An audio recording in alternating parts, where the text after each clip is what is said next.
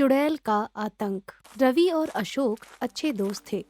वो एक गांव से दूसरे गांव जा रहे थे। चलते चलते अंधेरा हो जाता है। यार, बहुत अंधेरा हो गया है।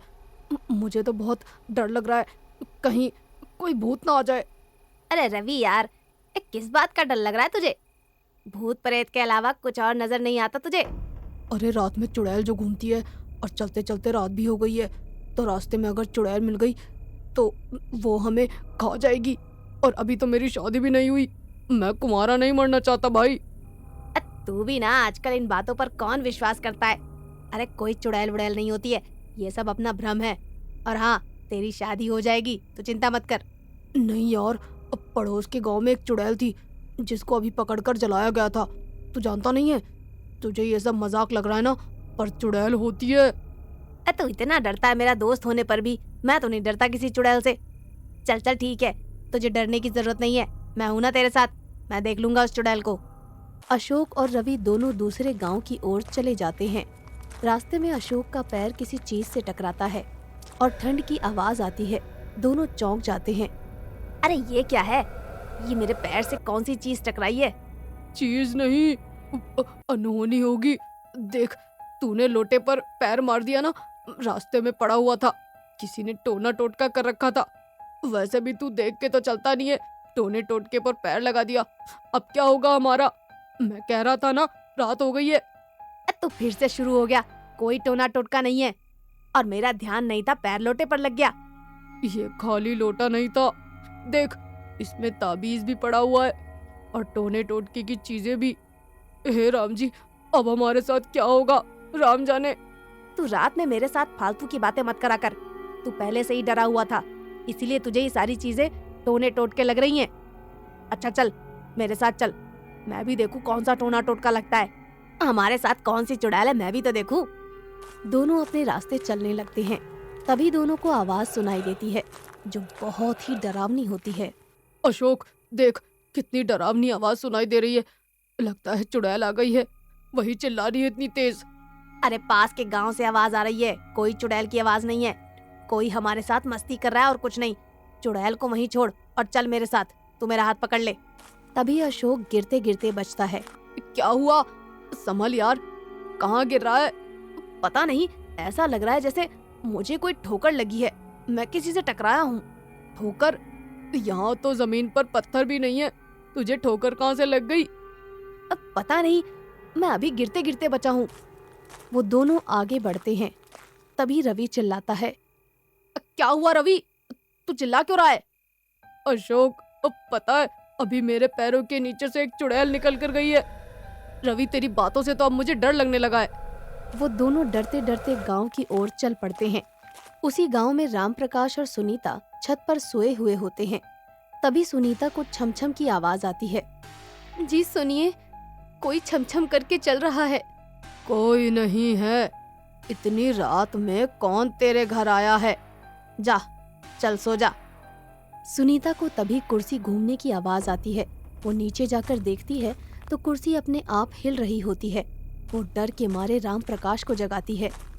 जी सुनो, वो कुछ तो गड़बड़ है, कुर्सी अपने आप ही हिल रही है। ना तो खुद सोती है और ना ही मुझे सोने देती है। चल, मैं चलकर देखता हूँ। राम प्रकाश और सुनीता उस कमरे में जाते हैं तो वहाँ पर कुर्सी पर एक चुड़ैल झूल रही थी। अरे, ये तो सच में एक चुड़ैल है।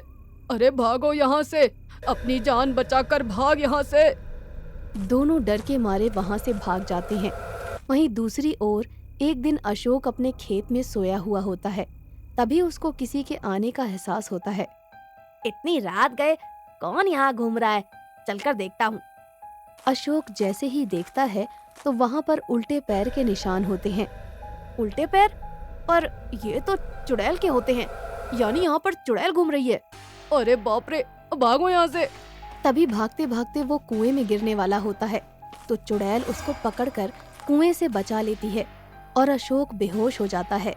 जैसे ही उसकी आंख खुलती है, अरे, शायद मैंने आज बहुत सो लिया, पर बहुत ही बुरा सपना देखा मैंने उस चुड़ैल का। एक दिन सभी एकत्रित होकर इसी बात पर वार्तालाप कर रहे होते हैं कि उनके साथ जो भी अनहोनियां हुई होती हैं। रास्ते में हमारा सामना एक चुड़ैल से हुआ था। उसने हमें बहुत डराया। मुझे तो चुड़ैल के उल्टे पैरों के निशान भी दिखाई दिए। मुझे लगा वो सपना है। तुम दोनों को तो चुड़ैल के होने का एहसास हुआ है। अरे मुझे तो चुड़ैल बिल्कुल आंखों देखी दिखाई दी है। वो मेरे घर की कुर्सी पर झूल रही थी और जोर जोर से हंस रही थी। मुझे लगता है हमारे गांव पर किसी चुड़ैल का साया मंडरा रहा है। हमें किसी तांत्रिक या पंडित को बुलाकर इस चुड़ैल से पीछा छुड़वा लेना चाहिए। सभी हाँ में हाँ मिलाते हैं। तभी वहाँ खड़ा रवि कहता है, अरे पास के गांव में एक पहुंचे हुए पंडित हैं। उन्हें ये सारी बात बतानी चाहिए। वो इस चुड़ैल से हमारा पीछा छुड़वा सकते हैं। है रवि, तुम सही कह रहे हो। मैं आज ही जाकर उन पंडित से बात करता हूँ। सुरेश दूसरे गांव जाकर पंडित को सारी बात बताता है। पंडित वहाँ आ जाता है और अपने हाथ में वहाँ की मिट्टी पर नींबू रखता है और उसे काटता है तो वो लाल हो जाता है। हाँ, तुम सबका शक सही है। इस गांव में चुड़ैल का साया है, पर ये नहीं पता ये सबको परेशान क्यों कर रही है। इसका पता लगाना होगा। पंडित जी, फिर हमें क्या करना चाहिए? हमें चुड़ैल से कैसे पीछा छुड़ाना होगा? आप ही कुछ कर सकते हैं। तुम चिंता ना करो, मैं कल रात को इस गांव में हवन करूंगा। तभी पता चल पाएगा कि वो चुड़ैल चाहती क्या है। चलो रवि, मेरे साथ चलो। अगली रात पंडित सामान जोड़कर मंत्रों को अभिमंत्रित करके हवन करते हैं तो तेज हवा के साथ चुड़ैल सामने आ जाती है। कौन हो तुम और इन गांव वालों को क्यों परेशान कर रही हो? हाँ, मैं इन सबको नहीं छोड़ूंगी। मुझे अपना बदला पूरा करना है। तुम चाहती क्या हो? अगर तुमने सच्चाई नहीं बताई और इन गांव वालों का पीछा नहीं छोड़ा तो मैं तुम्हें अपने कमंडल से जल निकाल कर तुम्हें भस्म कर दूंगा।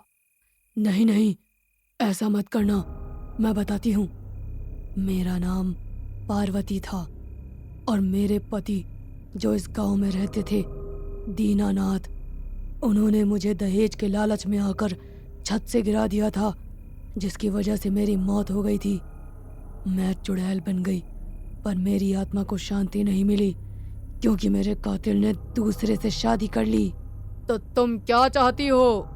मैं दीनानाथ को सजा दिलाना चाहती हूँ। मैं नहीं चाहती जिस तरह से दहेज के लालच में मैं बलि चढ़ गई, उसी तरह से किसी और की भी जिंदगी बर्बाद हो। ठीक है, मैं दीनानाथ को सजा दिलवाऊंगा, पर तुम वादा करो तुम यहाँ से चली जाओगी। हाँ हाँ, मैं वादा करती हूँ। जैसे ही मेरा बदला पूरा होगा मैं यहाँ से चली जाऊंगी। ये सब बातें गांव वाले सुन लेते हैं और अगले ही दिन दीनानाथ को लाकर पुलिस के हवाले कर देते हैं। पुलिस उसको कड़ी से कड़ी सजा सुनाती है। चुड़ैल दीनानाथ की सजा को सुनकर बहुत खुश होती है और गांव छोड़कर चली जाती है। गांव वाले खुशी खुशी अपना जीवन जीने लगते हैं।